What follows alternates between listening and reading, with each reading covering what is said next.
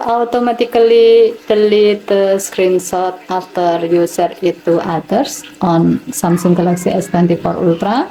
You have to enable delete after sharing option for the screenshot setting. To do so, swipe down the top of the screen and then tap setting icon. Scroll down the screen to find advanced features.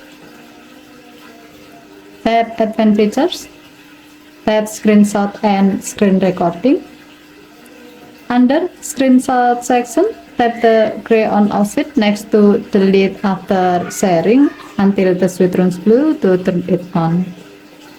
When this option is on, your phone will automatically delete the screenshot after you share it to others through the share option on the screenshot toolbar. Okay, thank you for watching. Please help to like and subscribe. Have a nice day.